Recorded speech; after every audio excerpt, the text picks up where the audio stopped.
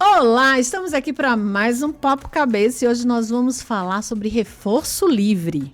Não caia nessa cilada. Papai e mamãe, vocês não sabem como é complicado educar, né? Mentira, vocês sabem sim. A gente que finge que às vezes a gente está no País das Maravilhas. Mas como nós não somos Alice, vamos aprender a educar os nossos pequenos da melhor forma possível. E para falarmos sobre isso, estamos aqui com a Esther Guimarães, né, Esther? Sim, prazer. Psicopedagoga, seja bem-vinda. E, 30 anos de experiência na educação. Esther, seja muito bem-vinda. Muito obrigada por ter aceito o nosso convite. Obrigada pelo convite. E nosso querido Hollenberg Martins, que já está virando figurinha carimbada aqui, né? Meu colega psicólogo, Hollenberg, obrigado por ter aceito o nosso convite. E obrigado por ter indicado o tema, né? Sim, né? Vamos discutir aqui, vamos ver o que vai sair aqui deste tema. Muita coisa, eu tenho certeza. Primeiro, o que é reforço livre? Bom, primeiramente, mais uma vez, obrigado pela oportunidade.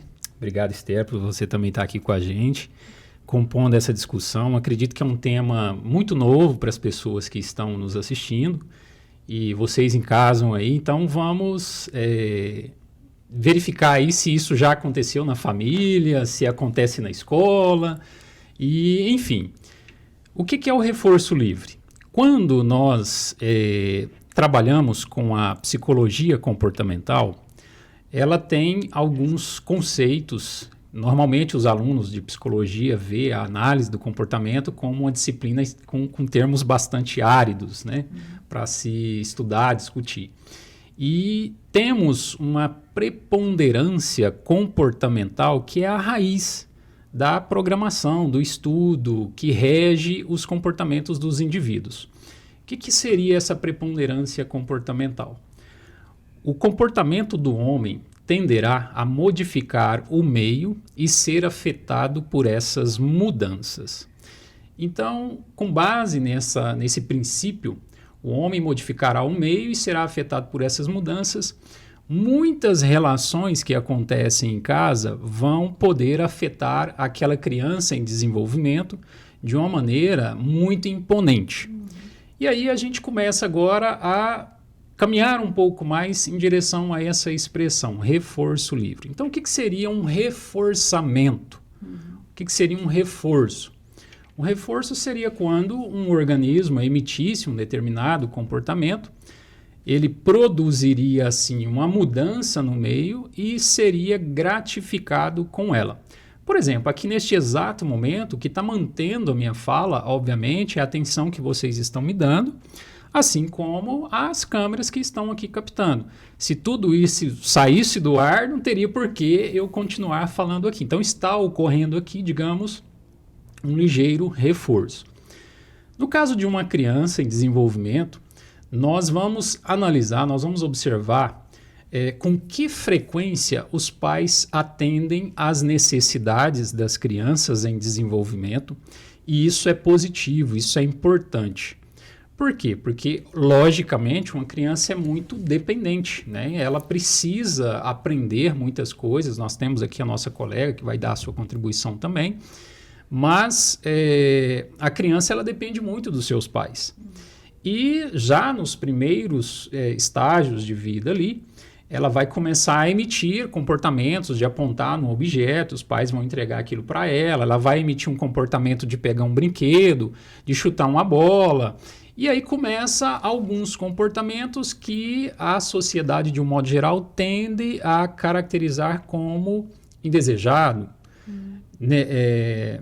Um comportamento trivial, um comportamento errado, um comportamento desajustado. E, em grande maioria das vezes, pode acabar acontecendo dos pais negligenciarem esse comportamento da criança e ainda assim ir lá e gratificar aquela criança com um afago, um brinquedo, algo que aquela criança estava querendo. Eu tenho alguns exemplos aqui para dar para nós aqui, para a gente discutir um pouco. Mas seria uma maneira, então, que a criança começa a emitir comportamentos considerados indesejados, que tendem a colocar em risco não somente ela, como pets, começa a quebrar coisas dentro de casa, e os pais, às vezes, fazem aquela falinha muito inocente. Ó, para com isso, fulano. Eu costumo falar para os pais o seguinte, vamos imaginar, você mora num apartamento e você está numa tarde de sábado ali sentado e de repente você mora no 12º andar, a sua criança passa em direção à sacada, você vai fazer você tem as seguintes opções. Opção A, você vai pedir para ela não se dirigir em relação à sacada com aquele tamborete que ela está levando para lá, aquele banquinho, aquele puff que ela está levando para a sacada. Ou opção B, você levanta e contém essa criança para que ela não faça aquilo. Então, como se sabe, para as crianças começar a estabelecer uma relação com a linguagem, com aquilo que pode, com aquilo que não pode, precisa haver ali uma intervenção direta, constante dos adultos. E isso pode acabar não acontecendo em muitas famílias, por incrível que pareça. São pais que às vezes podem até receber algumas adjetivações como lenientes, negligentes, de tal forma que os filhos vão desenvolvendo esses comportamentos e as consequências que eles vão produzindo, às vezes para eles, são consequências tacanhas, engraçadas, bizarras, tipo, eu destruí a plantinha, eu maltratei o cachorro, eu chutei o gatinho, eu quebrei esse vidro, eu quebrei a quina da mesa, eu quebrei a cristaleira e ainda assim, olha que maravilha, a minha mãe acabou de chegar com o P3 que eu tanto pedi para ela, o meu pai acabou de chegar com 2 açaís para nós tomarmos. Então, ou seja, eu reforço um comportamento negativo. Está reforçando um comportamento negativo, né? Um comportamento desajustado. Daí, reforço livre. Por quê? Porque ela está emitindo comportamentos para ela. Aquele comportamento ele é trivial, ele é engraçado, ele é tacanho, ele se diverte com aquilo, só que não tem uma barreira, não tem limite. E aquilo acaba construindo padrões de comportamentos lá na frente extremamente comprometedores. Deixa eu fazer uma pergunta para você. Isso acontece na vida real, Esther? Acontece o tempo todo, né? Eu acho que não só os pais, mas também muitos educadores, né? Às vezes as escolas orientam, né, os próprios professores a ter uma conduta de não embate, né? De passividade. De passividade, né? De não embate, às vezes com o aluno, né? E é lógico que tudo isso que é feito para poder lidar com uma situação onde a criança passou dos limites, ela desrespeitou o colega, ela desrespeitou o professor, ela não enxerga o outro como um ser de direitos, né? Esse é um ponto muito sério. Então, como ela não enxerga o outro, ela acaba excedendo naquilo que ela o limite que ela deveria cumprir, né? Isso é o mais comum e é uma coisa que a gente vê muito mais frequente nos últimos tempos. Porque depois de 36 anos como diretora de escola, né? 34 no consultório como psicopedagoga, né? Intervenção precoce é uma coisa que eu faço há muitos anos. Então, assim, é o que eu vejo todos os dias, Núbia, assim, pais que não dão conta de lidar com a própria dificuldade. Aí, o que eu digo? Disso, com a própria dificuldade. Com a própria Ele dificuldade. Tem dificuldade, não sabe como lidar e não assume isso também, exatamente. Né? E não sei educar o meu filho. Uma falta de compromisso com a verdade, né? Traduz isso aí pra gente, por favor. Então, a gente tem que lidar, né, ao longo da vida, para nós mesmos, com o que é o filho que eu tenho, o filho real, que é um ser humano que vai acertar, errar, ele não tem que só nos dar prazer, ele não tem que só nos dar respostas favoráveis, porque ele é um ser humano.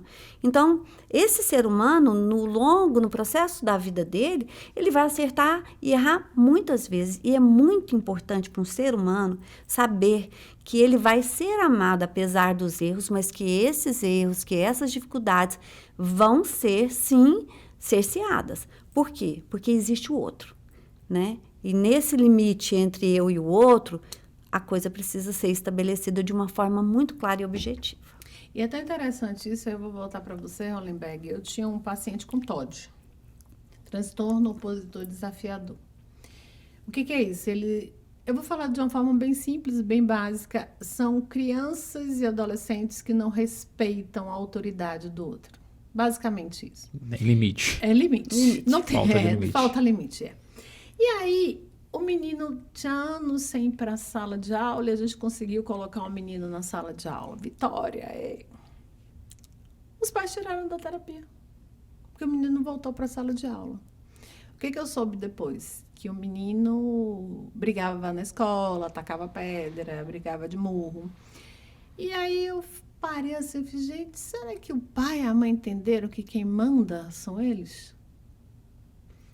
Isso é reforço livre, né? Reforçamento livre. É a leniência que acaba acontecendo, né? Então, em suma, né, de um modo geral, seria algo mais ou menos assim que vai sendo construído dentro do indivíduo. Independente do que eu faço, eu sou gratificado. Isso tem um comprometimento para o sujeito em desenvolvimento, porque ele vai desenvolver o que eu particularmente chamo de falsa autoestima, e na literatura fala algo muito próximo a isso, porque ele vai ter um superego inflado, ele vai acreditar que ele é mais do que especial, porque independente do que ele faz, as pessoas devem servi-lo. E isso vai se confundir inclusive, lá na frente, com egocentrismo, com egoísmo, com narcisismo, com aquela pessoa... Tá na moda. Exatamente. Todo mundo é narcisista agora. Vai caber aí várias descrições diagnósticas. E onde, na verdade, a gente fazendo algumas análises, nós conseguimos identificar que foi possível o desenvolvimento daquele indivíduo, que dá para se caracterizar ali a presença do reforçamento livre. Então, isso é muito comum. Comum e complicado, né, Esther? Imagine, se eu não tenho um limite, se ninguém me ensinou a ter limites. Se quando o professor dá limite, o papai e a mamãe chegam lá, não façam isso com meu filho. Tem que fazer assim, gente. Não é a escola que educa, não. Tá? Quem educa somos nós em casa, mas a escola participa desse processo de educação. Eu estou certo, Esther? Com certeza, participa. E a ativamente, diga-se de passagem. E a gente vai vendo a personalidade dessa criança sendo construída, dessa criança que vai se tornar um adulto, um adolescente, um adulto, que muitas vezes vai ser delinquente. E por que chega nesse extremo? Aonde é que foram acontecendo as falhas, né, que levou à delinquência? Que é uma das questões hoje que deixam os pais apavorados, né, da violência que algumas pessoas estão chegando aí na sua fase de adolescente, com um nível de violência enorme, né? Mas, assim, eu vou dar um exemplo que eu acho que é muito... que é válido para a gente entender, né? Um rapazinho pega o carro do pai e era jovem ainda, né? Mas já tinha, acho que uns 16 anos, e atropela uma pessoa. A família coloca esse menino como se ele não estivesse dirigindo o carro. E isso vai perpassando depois na personalidade desse menino para o resto da vida. E, na verdade, uma culpa que não foi reparada. Porque quando você comete um erro, você precisa reparar o que você faz. E essa situação de eu reparar, eu fiz um mal a alguém, eu fiz algo que não foi adequado, né? Eu preciso reparar. Pedir desculpas, eu dizer que eu me errei. desculpar. Exatamente. Preciso me desculpar. Né? Por quê? Porque se eu não me desculpo, se eu não retrato não é só com o outro, eu não retrato comigo mesmo. Porque dentro de mim, eu sei que tem algo que não está sobre o controle e que eu não tenho controle desse meu aspecto, que é a violência. E eu não aprendo qual é o meu limite e qual é o limite do outro. Exato. Bom, vamos botar isso no oxigênio, porque a gente vai voltar falando sobre isso. Gente, desculpe, obrigada, por favor. Tá? Eu falo assim, às vezes, meio que performaticamente, mas eu tenho observado muito isso. Eu sou especialista em psicologia da infância e da adolescência, e eu tenho pacientes que são crianças e adolescentes que eles falam assim, faça isso. Eu faço assim, a palavra mágica, por favor, né? Obrigada. Então, a gente tem que ensinar assim, aos nossos filhos, porque bons modos e costumes de casa vão à praça. Fica aí que a gente já volta, porque o nosso papo é cabeça.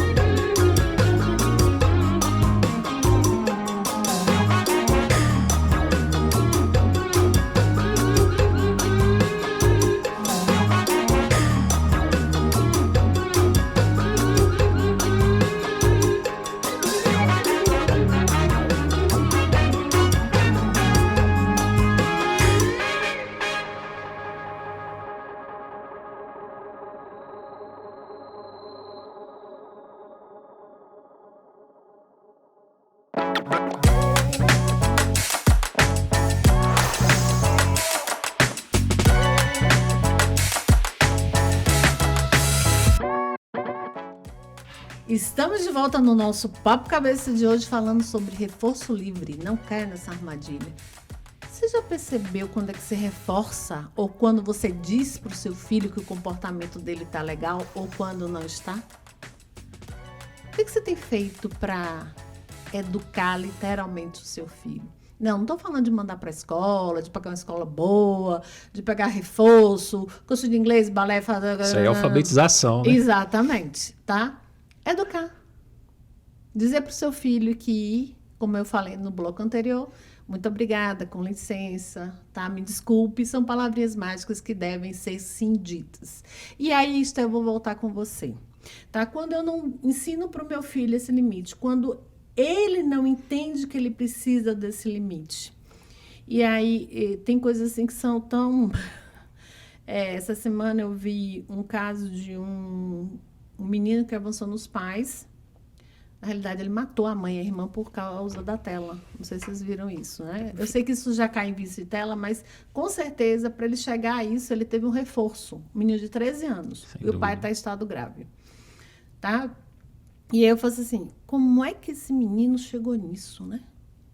Como é, Esther? Então, ele aprendeu um modelo. Ele levou para dentro dele, né, e para si mesmo, um modelo que ele aprendeu com os pais, com aquela família. Ele foi observando, ele observou que tudo era permitido. Ele podia fazer qualquer coisa, né? Ele podia continuar jogando, ele podia fazer qualquer coisa, que aquilo ia continuar sendo permitido e reforçado, porque não era cortado. Ele continuou. Os pais percebiam que às vezes a tela estava excessiva, que ele realmente estava se tornando mais agressivo. Em vez de cortarem aquilo que estava realmente prejudicando, eles sustentaram. Eles sustentaram como que esse menino levou isso para a memória dele, para a mente dele, como é que ele organizou isso lá dentro. Olha, eu posso continuar fazendo, porque... Eu posso jogar o dia inteiro que tá tudo bem, né? Aí ele não conseguiu colocar para ele mesmo o próprio controle inibitório. Ele não vai conseguir se inibir. Por quê? Porque ele não foi também inibido na medida certa, né? É lógico que é diferente, depois a gente pode falar sobre isso, mas de a gente ver qualidades e reforçar aquelas pequenas conquistas da criança. Isso é um ponto.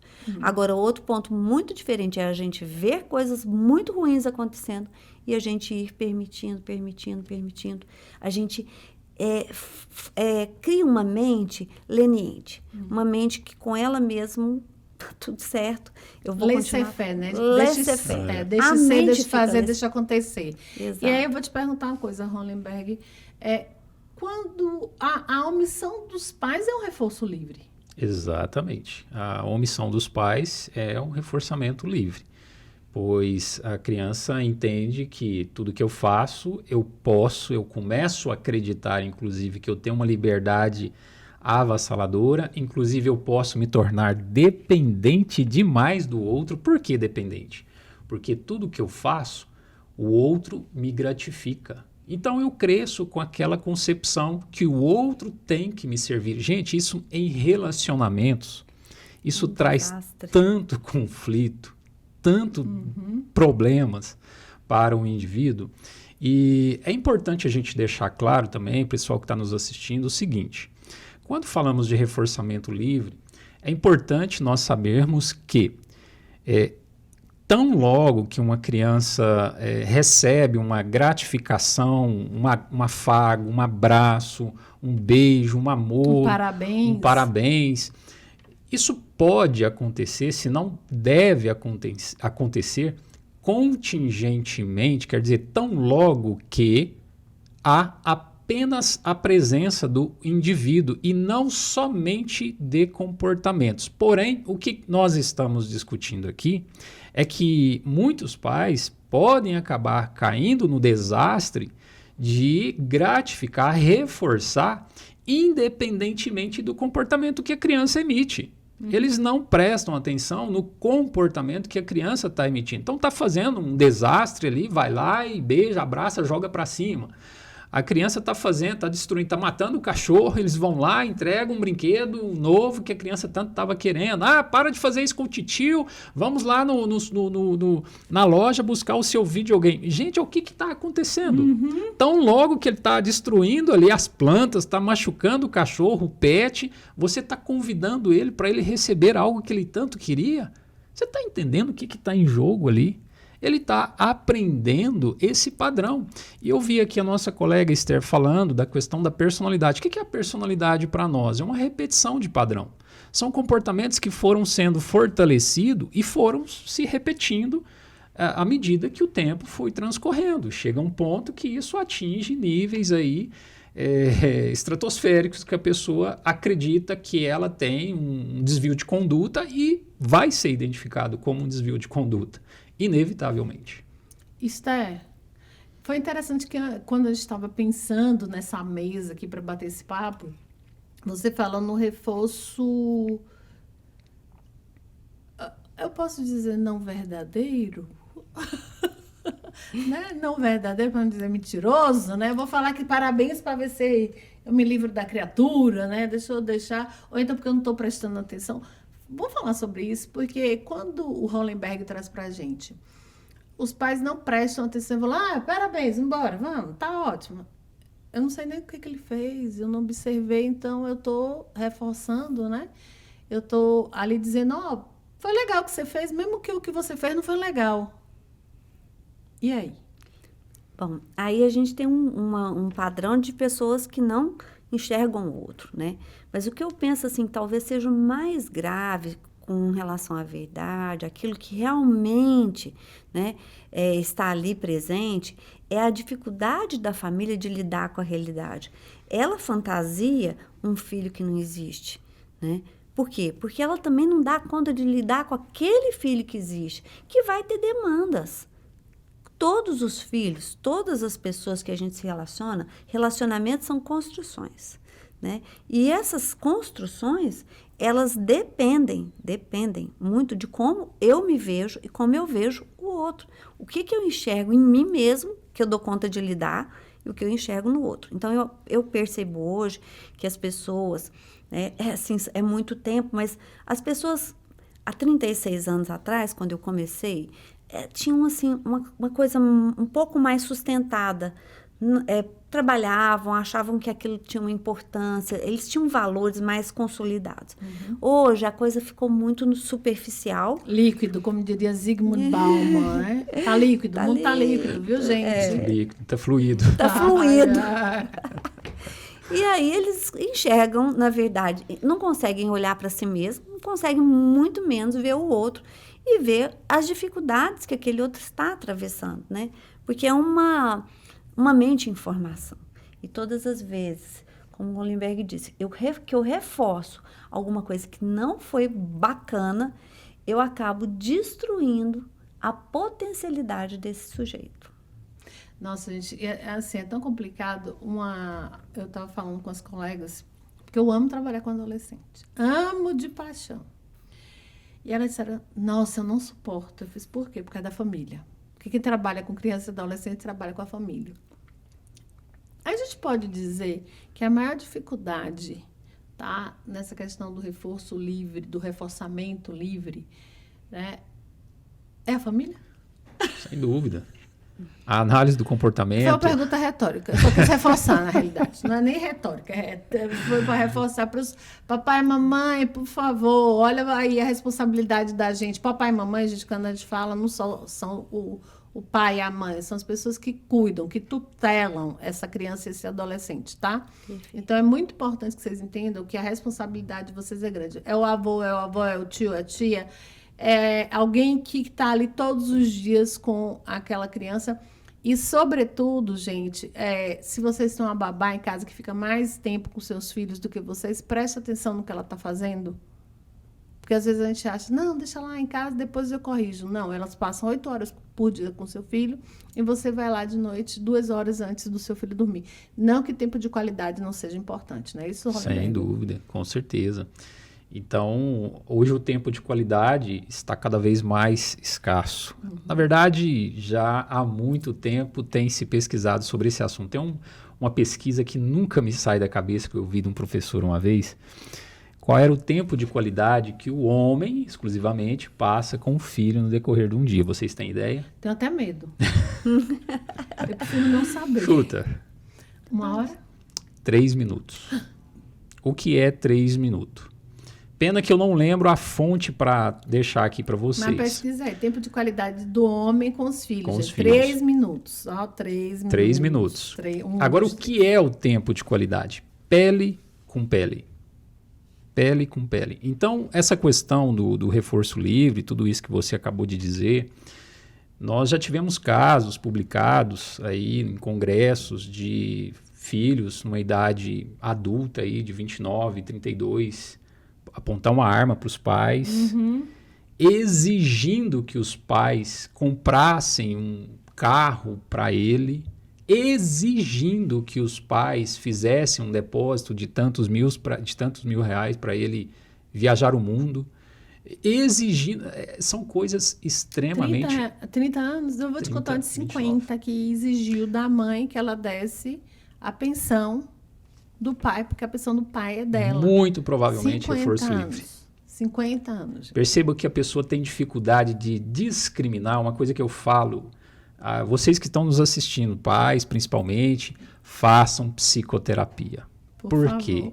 Vocês precisam melhorar, todos nós, né? Precisamos melhorar o nível de autoconhecimento que nós temos em relação aos nossos comportamentos, principalmente, e sobre os outros. Tem muita gente que desconhece o efeito dos seus comportamentos sobre as demais pessoas.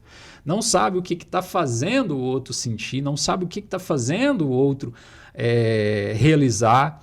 E, às vezes, muita gente está confundindo amor com opressão. Tem muitas famílias acreditando. O que é opressão? Isso dá outro tema, hein, Nubia? Tá. Para o nosso papo cabeça, mas vamos lá. Com certeza. Mas é exatamente isso. Esses dias eu estava assistindo uma aula que foi até uma discussão que constantemente nós temos lá no Instituto.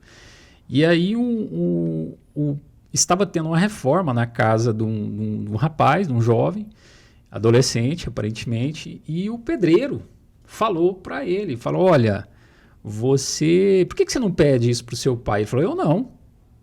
Aí o pedreiro falou, mas por que não? Porque eu tenho medo dele. Ele falou, você tem medo do seu pai? Ele só tinha medo do pai. Ele acreditava que pai era uma pessoa cuja qual ela tem que ter medo. E isso é muito valorizado.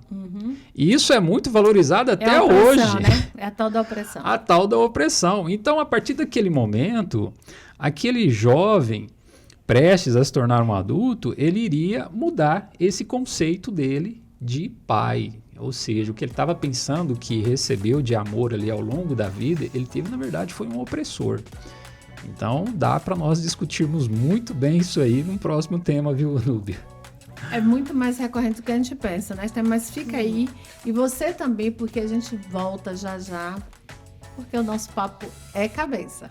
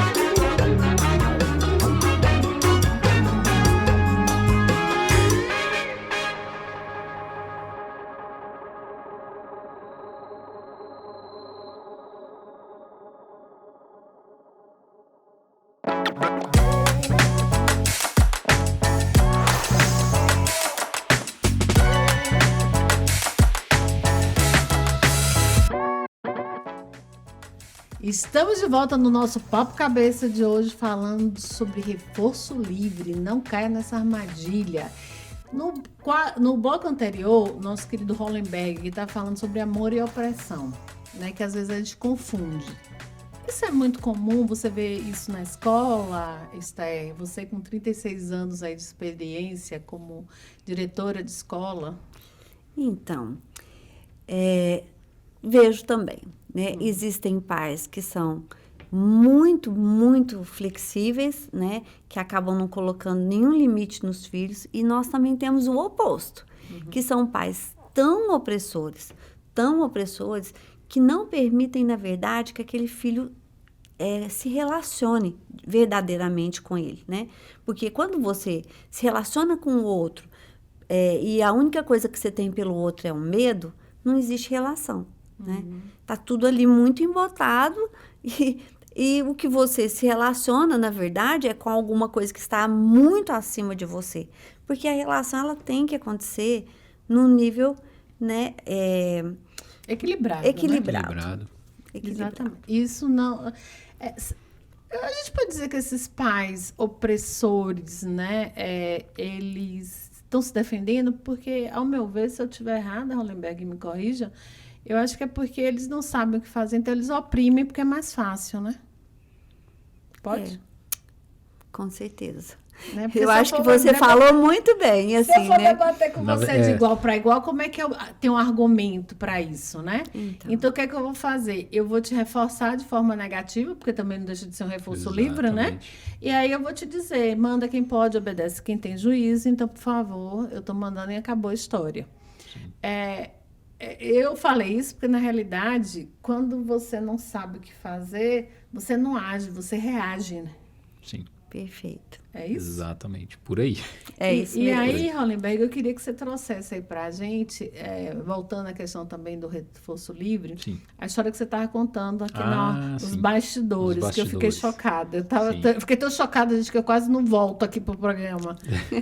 Bom, como realmente nós estamos falando de algo que atinge proporções assim muito deletérias na vida do indivíduo, ele acredita que tudo é certo, tudo é correto, ele que está certo. Ele pode tudo. Ele pode tudo e ele vai ter uma dificuldade muito grande de aceitar, inclusive, ajuda. E todo mundo vai achar que ele é narcisista. Todo mundo vai achar que ele é narcisista. E ele vai ter certeza que ele tem uma super autoestima, porque, na verdade, ele tem uma falsa autoestima. Ele é dependente do outro. Tanto é que quando o outro se afasta dele, ele briga. Ele vai causar confusões. Enfim. E o exemplo que eu trouxe foi publicado, eu também trabalho com público dependente químico, isso está citado na obra, foi de um professor grandiosíssimo aí da nossa área, que um rapaz de aproximadamente 29 anos, que ele foi recém-contratado numa empresa, e essas pessoas normalmente eles abusam dos espaços que eles estão, né? Então ele já chegou nessa empresa, ele tinha ali experiências com instrumentos musicais e estava vendo um show na empresa, naquela semana que ele entrou. Os músicos pararam, ele resolveu entrar lá, pegar um violão, uma guitarra e tocou uma música lá, de tal forma que o diretor da empresa ficou encantado com a habilidade que o rapaz tinha. Assim que ele terminou, o diretor quis conhecer e ele foi conversar com o diretor, ele acreditando que o diretor era uma pessoa que possivelmente também iria reforçar muito ele convida o diretor para usar cocaína naquela noite. Semana seguinte, ele perde o emprego. Então, gente, isso acontece numa proporção muito grande. E há que vai dizer que ele não tem desconfiômetro. Eu tenho outra experiência mais simples com um adolescente, criança. Certa vez, eu acredito que antes da pandemia, eu fui levar minha filha no shopping, na contação de história que estava vendo. Quantos anos, sua filha? A minha filha hoje está com 9. Ela estava, acredito, com 5, por aí. E ela estava lá ouvindo a história e tinha um garotinho de aproximadamente, eu acredito, uns 10 anos. Não me esqueço até hoje, ele estava com a capa parecendo um reizinho. Ele estava com a coroinha de papel, que eu acredito que é alguma empresa lá que você compra um lanche e ganha aquela coroinha de papel. E era um período de carnaval. Então ele pegava fitilhos no chão da loja e juntava os fitilhos, ficava desfiando e jogando na moça que estava contando as histórias. E a moça tinha que ficar até com a mão assim, minha filha, outras crianças, tentando se esquivar ali dos fitilhos que ele estava jogando nela. E eu de longe olhando aquela cena. E eu percebi que vez ou outra esse garoto olhava numa direção. E eu olhei naquela direção que ele estava olhando e eu percebi que tinha uma senhora ali. Uma senhora de aproximadamente 70 anos, olhando para ele com um sorrisão estampado no rosto. Tipo, dizendo, vá lá, querido, joga um monte de fitinhos, incomode todo mundo. O que está acontecendo com a sociedade contemporânea? Estão perdendo os limites. Não está reconhecendo que o filho, o neto, está atrapalhando lá outra pessoa.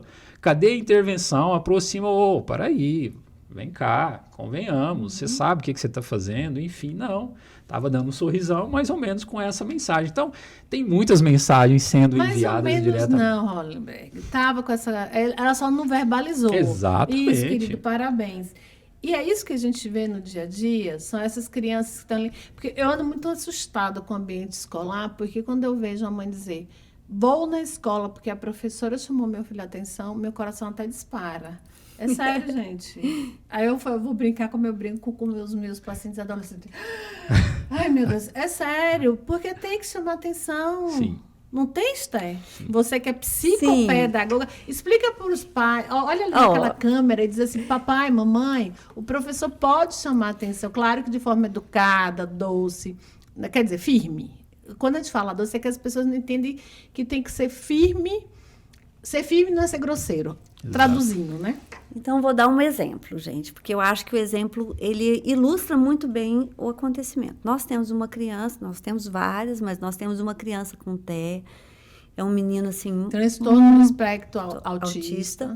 Né? Ele é uma criança autista, mas é um menino, assim, que ele tem habilidades muito bacanas, ele tem uma articulação verbal muito boa, nível de esporte 1, e é um menino que, assim, ele tem um desenvolvimento muito bom. Mas, logo que ele entrou na escola, né, ele estranhava alguns comportamentos dos colegas. E aí ele veio, né, junto com a mãe, para me abordar. E foi muito bacana que a mãe foi muito parceira. Ela entendeu o que eu fui falando, enfim, mas eu vou explicar. Então, ele chegou para reclamar do comportamento de um colega. Né? O meu colega... fez isso, isso e isso comigo. Aí eu falei, e o que você respondeu a ele? Como que você lidou com ele? E o que você fez para ter esse tipo de resposta do seu amigo? Aí ele falou assim para mim, o que você está falando para mim me dói. Aí eu falei, olha, você é um menino crescido, já tem 6 anos, vai ser alfabetizado esse ano. Então, eu tenho certeza que você dá conta de escutar o que eu falei para você. Porque o que eu falei para você foi com muito amor. Ou seja, eu estou dizendo a você que o seu colega vai ter, muitas vezes, comportamentos que você não gosta, que você pode chegar para ele e falar que você não gosta. Mas também que você não pode provocá-lo, porque ele vai ter reação. Então, você vai ter que aprender a lidar com pessoas, porque nós estamos num lugar de convivência. Que legal. E ele foi. E hoje é um menino, assim, de vez em quando ele fala assim, eu quero falar com você. Oh, gente, que gracinha. Então, assim, ele vem para falar comigo agora, não para reclamar dos outros mais, mas para saber como que é que ele lida com algumas situações que ele não sabe ainda. Né? Gente, até pela própria condição do autismo, né? Porque essa demanda social para ele, às vezes, é um pouco complexa. E que bom que ele entende isso, né? Exato. Que bom e aí, parabéns à mãe e ao pai, a gente não citar nomes aqui por questões éticas, claro, mas como é importante uma mãe e um pai, né? Você citou a mãe, mas eu imagino que... Bom, quem dá o suporte para ele, vamos falar assim, né? Que é, como eu disse anteriormente, pode não ser a mãe, o pai, pode ser uma avó, um avô, um tio, alguém que esteja ali tutelando, né? Um cuidador, né? Que esteja ali tutelando aquela criança e aquele adolescente. Mas, assim, Hollenberg, a gente está chegando nos momentos finais. Não está finalizando ainda, não. Mas eu queria muito que a gente fosse prático agora, para que os pais, de fato, não caiam nessa cilada. Sim. o que fazer para fazer o certo. Porque a gente uma coisa, chega a me arrepio. Porque quando meu filho nasceu, a enfermeira veio me entregar ele, eu fiz assim, sim, um manual. Eu preciso de um manual, porque todo pai e mãe tinha que ter um manual. Como é que entrega uma criança sem um manual? Eu não entendo isso, né? Onde está esse bendito desse manual? Alguém tem que escrever um manual, como educar um filho, né? Temos vários livros, mas não temos um manual. Exato. Brincadeiras à parte, né? Como fazer para que a gente não caia nessa armadilha, que a gente não caia nessa cilada e que a gente possa educar os nossos filhos da melhor forma. A gente já falou aqui da opressão, do pai que acha que manda quem pode, obedece, que tem juízo, que é aquele cara autoritário, que provavelmente é assim porque foi educado desse jeito. Sem a gente dúvida. sabe, diz que a gente tende a repetir padrões, Sim. né? É uma tendência nossa. Sim. E por isso que existe a terapia, por isso que existem os psicólogos, tá, gente? Por favor, percebam-se. Autoconheçam-se. Eu até escrevi um artigo para uma revista que eu falo sobre justamente o autoconhecimento. Porque eu acho que às vezes a gente...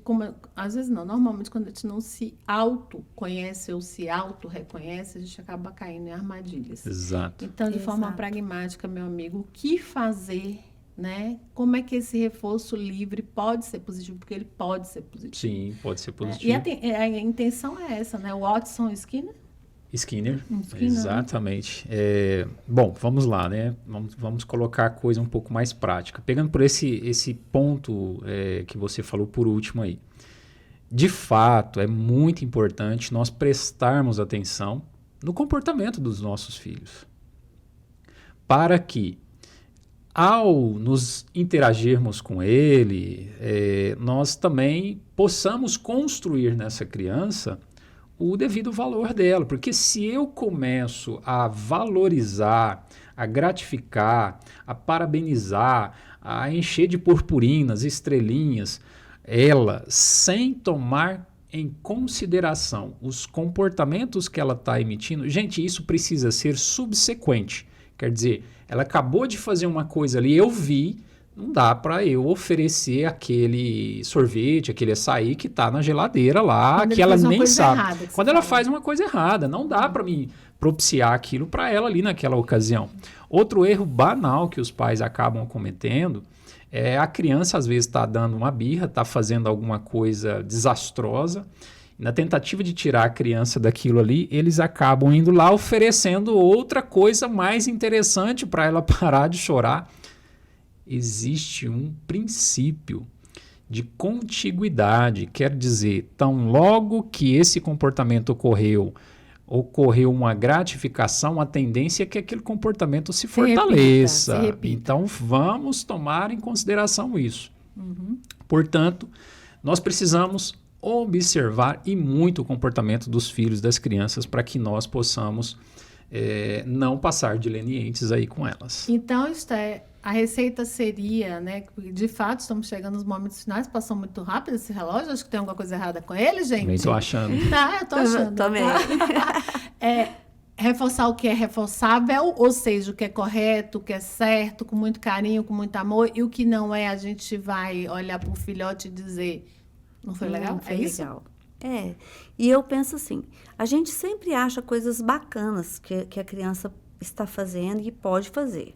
Só que quando essa criança não está fazendo alguma coisa que realmente vai ser construtivo, que vai ser favorável, a gente tem que chegar, não expor talvez aquela criança ali em frente a um grupo inteiro. Chama a criança ali num canto e fala, parar com isso? Será que você vai dar conta de se comportar naquele exemplo que você que citou, né? Sim. Do menino que estava lá jogando fitilho. fitilhos no outro. Então, vamos tirar aquela criança dali e vamos falar, olha, quando você estiver dando conta de ficar aí legal, ouvindo a história, né? Aí você volta, mas nesse momento você não está comportando bacana. Vamos embora para casa. Vamos embora para casa. Esté, querida, muito obrigada. Um prazer Eu que te conhecer. agradeço. Amei, espero revê-la aqui em breve, porque a educação é um tema que eu amo de paixão. Com Fique à vontade certeza. para se despedir, se quiser deixar suas redes sociais. Esther, psicopedagoga, né? Tenho o maior prazer de responder as dúvidas. Estou sempre interagindo, buscando ajudar as famílias, os pais, as crianças, né? Todos que precisam ali de uma ajuda no processo de educação dos filhos. Obrigada. Contem comigo. Obrigada, querida. Hollenberg, muito obrigada mais uma vez. Eu que agradeço. Eu espero revê-lo em breve aqui também. Foi um grande prazer. Quero fechar com uma frase do Skinner aqui. Ajudar uma sociedade, ajudar alguém que não pode ajudar a si mesmo, fortalece uma cultura. Ajudar quem pode ajudar a si mesmo, a destrói.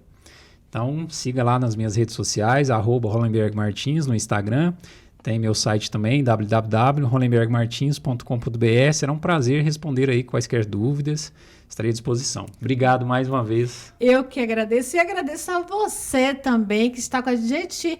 Esse é o Papo Cabeça de número 50. E se ele está aqui até hoje é porque você que está aí com a gente, onde quer que você esteja no mundo, né? Porque a gente é assistido na Nova Zelândia, na Inglaterra, nos Estados Unidos, no Brasil inteiro. Nós somos ouvidos aqui, né? Através da Universitária FM. Obrigada, minha equipe aqui. Fiquei emocionada, né? Que a gente não faz nada sozinho. Obrigada a todos que sentaram aqui. Eu agradeço aos meus parceiros que vieram aqui. Parabéns pelo projeto. Muito bacana. Que legal, tá? Então, vocês hoje estão representando todas as pessoas que sentaram nessa bancada. E saiba que o nosso programa veio de um sonho. Eu já falei sobre isso aqui e esse sonho se realizou. Quero agradecer especialmente a Gislaine, que é a nossa diretora aqui da TV Universitária, ao meu querido diretor Rogério, né, que a gente chama carinhosamente de Pelé, a Matheus, que cuida de mim, muito lindo, a Felipe Leonardo, a Rogerinho, que são câmeras, tá? A Ronaldo, que tá lá no nosso master. Amo vocês. Gratidão e até o próximo, porque o nosso papo é cabeça.